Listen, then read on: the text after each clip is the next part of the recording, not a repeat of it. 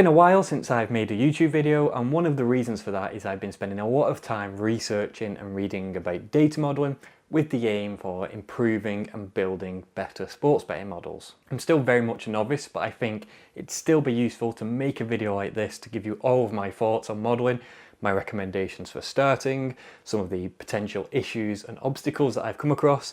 This isn't going to be, a breakdown of every single type of model that there is, because sometimes these models can get so complicated that every model would need a 1 hour plus video to explain in detail. Instead, I hope to paint a more general picture on my thoughts on sports betting modelling to help you decide whether sports betting modelling is something that is right for you. Like I said, it's been a couple of months since I last released a YouTube video, but my passion and focus on sports betting and trading is at an all-time high really. And if you want to keep up to date with what I'm doing, I'm still uploading 2 videos a month on Patreon. One P&L breakdown, breaking down all the strategies that I perform each month, and also a individual bet or trade that I have placed myself, and I walk you through the decisions I made and why I decided to make them. So if you are interested in supporting me on Patreon, you can find the link to do so in the description below. Let's get on to talking about modelling, shall we? This isn't going to be a video which is going to interest everybody. I understand the topic of data modelling can be a little bit dry and boring, but to me, I still find it quite fascinating. I made a video back in the day on how to build a basic football model in Excel. The model was essentially the Dixon and Coles Poisson distribution model, dating back, all the way to 1997. The video I made turned out to be really quite popular, but looking back, it was sort of unjustifiable for this video to be so popular because the actual model itself is just not good enough. There's basically a 0% chance you could use this model and be profitable in the betting markets. It's no longer 1997. The markets are sharper now than they've ever been in the past, and if you're going to go down the modelling route, you're going to need a far more sophisticated model than the one I showed in that video if you want to have any chance of being long-term profitable. Over the years, I've realised that building a model is not easy. In fact, it is an extremely difficult thing to build a sports betting model, which is actually useful. And it's also an extremely competitive space. You're going to start off all the way down here, and you're going to be competing against the behemoths of the niche who are all the way up here, who have genuine expertise and lots of experience, decades worth of experience, who are doing this every single day of their lives. That isn't to say that you should just be defeatist about getting into modelling, but you should know that this is not going to be an easy ride. It's not something that you can spend a couple of months working hard on and then you're going to get good at it.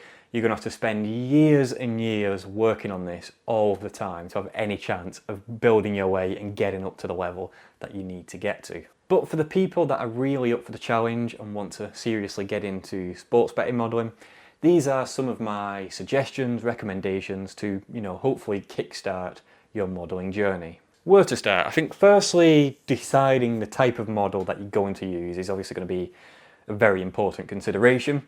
In my old video that I referenced, I used a Poisson distribution model, but there are so many different types of models, from linear regression models, Monte Carlo simulations, to machine learning models. You also have to factor in whether you want your model to be based on team stats, or if you want to go down the route of individual player-based models, or a combination of the two. There's so much food for thought when you're deciding on the type of model you want to go down. The obvious question one may ask is, what is the best type of model to use?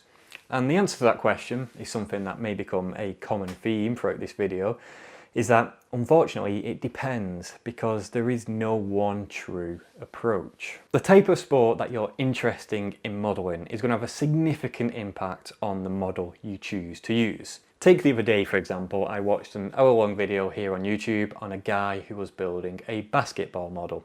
I found the video very informative, even though I have very little interest in the sport itself. What I learned was that to model basketball, you would actually go down modelling each possession in a game. An individual possession in basketball may end in a turnover, in a three-pointer, in a two-pointer, in a foul, for example, and you could use historical stats to assign expectations of each one of these ends of a possession happening. And then you can also model the expected number of possessions both teams are likely to have in the game. And then what you can do is you can actually basically model the entirety of the game, possession by possession, to work out what the expected score will be by the end of the match, which is a really interesting thing to do. This type of modelling approach lends itself very well to the Monte Carlo simulation. It would work really quite nicely. But if you was to try and do this modelling approach for a different sport, say for example in football, it may not work out because there are probably, in my opinion, too many variables to try and model every single possession in a game like this. My advice for people who are looking to get into modelling is to find the best people who are currently modelling the sport, just through the usual platforms of Google, Twitter, YouTube, etc. Find these people, and if they've written a book, read it. If they've made a course, watch it.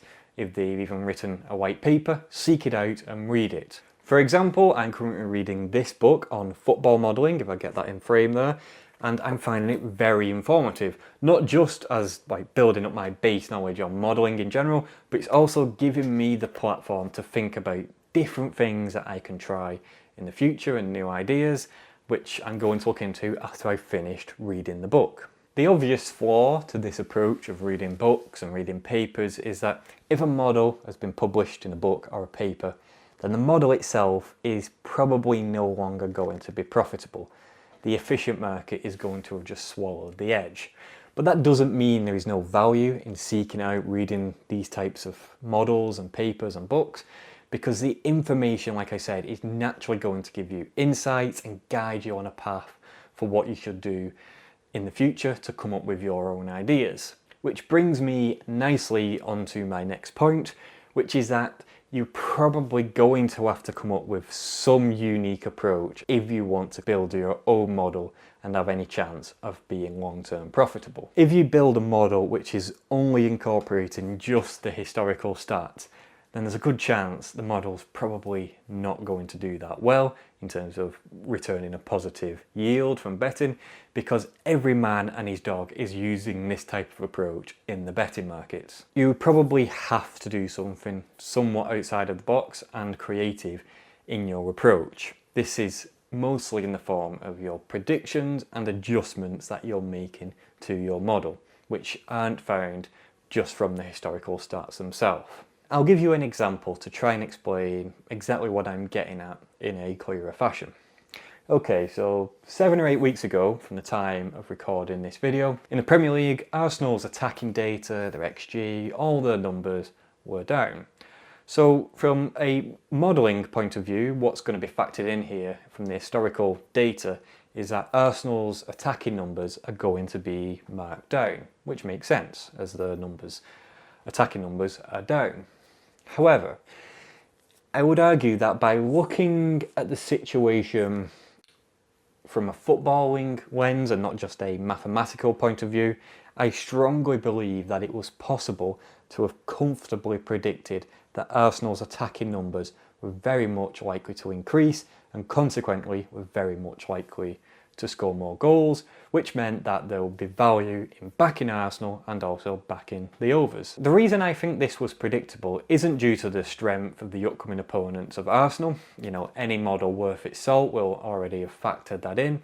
It was instead observing a tactical switch which Arsenal had begun to make in the previous games. There were a couple of tactical switches which made me think this would happen, but the main tactical switch was that Odegaard had started to play slightly deeper and was also shooting less frequently than he typically does in the last couple of games. And this may seem a bit counterintuitive as to why Arsenal's joint top goal scorer from last season playing deeper and shooting less often would, in my opinion, very likely lead to Arsenal's attacking numbers, their XG4, going through the roof. If you want to know why this would be the case, well, then you should read and learn a lot more about football, because that's where all the answers are. And I'm not going to give you all the information away for free. But all I can say is that it was fairly obvious that Arsenal's attacking numbers were going to go up because of this change. And I bring this example up because from a modelling perspective, I could observe this tactical switch. I know that many other people just factoring in historical data aren't going to notice this change straight away because it wouldn't be reflected in the data straight away. But it allowed me to adjust my attacking numbers for Arsenal in my models, inflate them slightly, and consequently I believe I was able to find value on Arsenal and on the overs markets in games involving Arsenal for a very short period of time before the historical data caught up. In this instance, as I predicted, Arsenal's numbers did increase and they scored a bucket load of goals. The variance played out pretty nicely for me. Unfortunately, a run like this can only go on for so long before the modelers catch up, because the historical data starts to reflect that the numbers are going up. And any value that I was able to find on Arsenal, that would start to disappear as the modelers caught up. This example highlights the importance of being unique and creative in your modelling approach. You can't just rely on the historical data, you have to make bold predictions about what's going to happen and adjust your numbers correspondingly, which is ultimately what is going to define your success as a sports modeler. You've got to find those unique opportunities, but you also have to adjust your models accordingly once you have found them. The risk is that if you're making bold predictions which you are incorrect upon, well, your adjustments, they're going to be quite costly for you. All of this leads me pretty nicely to the next topic that I want to discuss, which is all about historical data itself. When discussing data, there are many important questions that you might want to address. Firstly, what is the best type of source to get your data from? Secondly, how easy is it to download or scrape that data? And thirdly, after you've got the data, what are the most important stats which you can use, which will help you predict future events? Unfortunately, the answer to all of those questions are, again, it depends. It depends on what exactly you want to do, what sport you're modelling. Sadly, so much of what I would consider the most important stats and data, which will help you with your model, is hidden behind paywalls of thousands and thousands of pounds. You know, this is the type of data which bookmakers are purchasing and using to build their own models and their own prices. And unfortunately, you're probably not going to be in a position to fork out thousands and thousands of pounds to get this data. So you're going to be left in a position where you have to find cheaper alternatives, or even better, free alternatives. For football, there are free data websites such as Soccer Stats and FBref, which are great free resources to download data. The problem is you'll have to scrape that data and yourself and also process it, which is another skill altogether separate to the building of the model itself. Even paid sources may require you to do some pretty heavy-handed scalping to process the data in the way that you want it. And if you don't know how to do that, that's going to be a problem. There are also sites in football like FTS and CGMBet, which are very useful as the data has already been compiled together and presented to you in a nice fashion. But these services cost money, which is where you are left with a decision to make. You either have to pay for the convenience of having the data already pre-processed, or you're going to have to spend the extra time learning how to scrape the data and do data processing, which you may then potentially have to learn coding like Python or R. These are decisions that you have to make depending on what your own situation is. Building a model itself is difficult, but the collecting data aspect of building a model is perhaps, in my opinion, the most infuriating aspect of model building. This is especially a problem when you're trying to build models for not the top leagues. You know, when you're going down the leagues, you're going to run into a problem where sometimes you're just going to have gaps in your data where you just cannot physically find the data that you want to build your model. And the even more infuriating thing is that you're going to be coming up against people in these betting markets who will have found access to this data, whether they've manually done it themselves or whatever it may be. This is someone you're going to have to come up against, and they're just always going to be in a position where they have better models than you because they just have more data available to them. Once you have got all your data that you want, you have to then make decisions about which stats you should use as part of your model. And it's obviously very important. If you're modeling based off stats which have little impact on the overall expectation of the thing that you're modeling, this is not going to be a good model. And in football, for example, there is just such a wide range of stats you can choose from shots, shots on target, XG from shots just inside the box, corners, etc. You know, there's ultimately endless amounts of stats you can choose from. Personally, I find the best way of identifying the best stats to use is to run some form of basic linear regression model, because that's a surefire way to get an actual number, the R-squared number, which is given the predictiveness of any given stat on the dependent variable, i.e. the expectation of scoring a goal in football. And I realise now that I'm probably losing a lot of people introducing terms like regression and R-squared, and that is true, and I did warn you at the beginning of the video that modelling can be a complicated and pretty dry topic. And the truth is, to be honest, I'm barely scratching the surface here of modelling. Once you go into the rabbit hole, you see just how complex and confusing this type of niche can be. I'm now going to pivot slightly and discuss a big issue I see with modelling in general. The problem is that when analysing a historical data set and filtering out results from that data set, it can become very tempting to find a profitable pattern which existed somewhere in the data set and use that cherry-picked data for predictive purposes for future matches. It should almost go without saying that I highly recommend not doing this, but in practice it can be very difficult to stop yourself falling into this trap. I'm going to make up an example here to demonstrate how this type of thing might occur.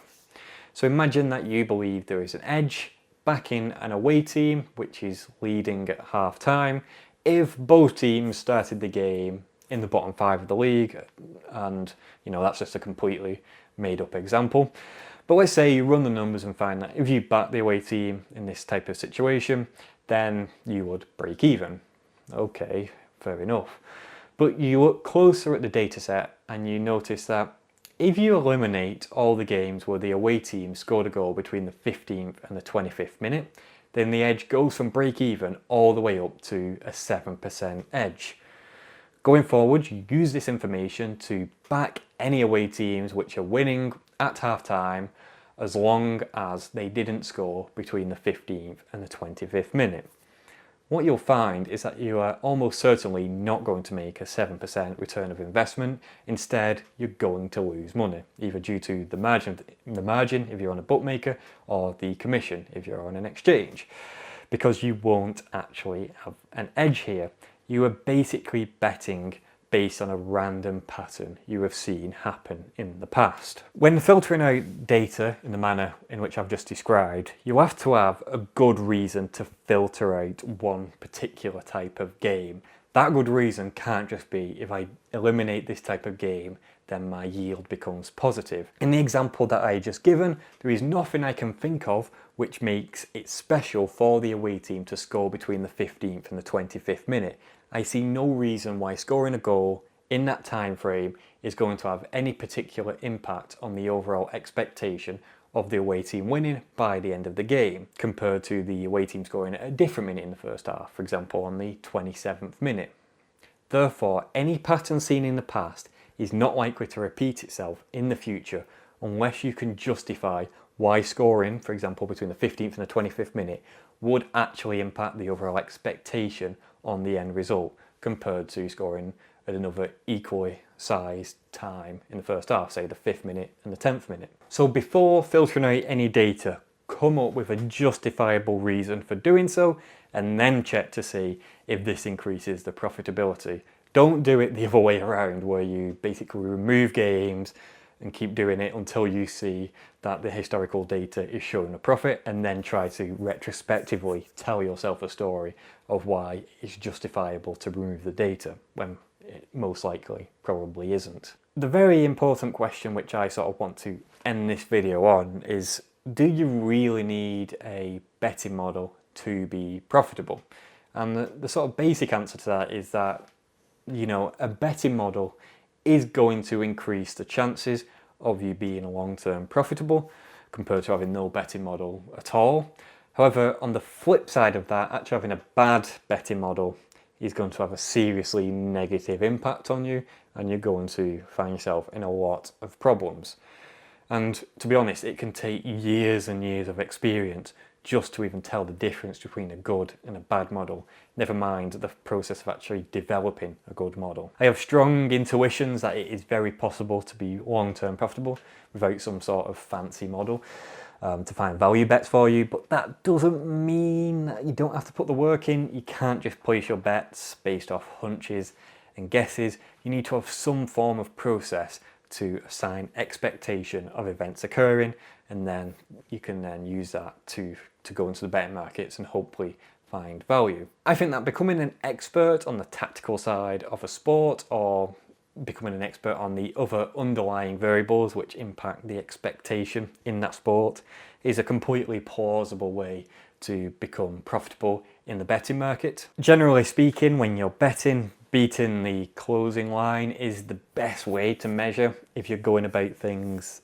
in the right way, giving yourself the best chance of being profitable in the long term.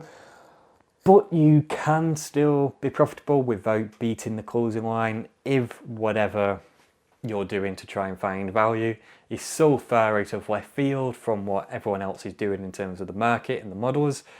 But to be honest, this type of thing is the exception to the rule rather than the rule itself. So wherever possible, modeling or not, you're still trying to want to beat the closing line. But I hope with this video I've at least given you some pointers to go down if you want to start taking this more seriously. And I would just like to finish off by thanking everyone who is supporting me on Patreon. Like I said at the top of the video, I do make 2 videos every single month up there, so if you want to hear more about what I have to say about betting and trading in general, and also see how well I'm doing in terms of my P&L, you can find more about that over on Patreon. Thank you for watching, everybody, and see you in the next video.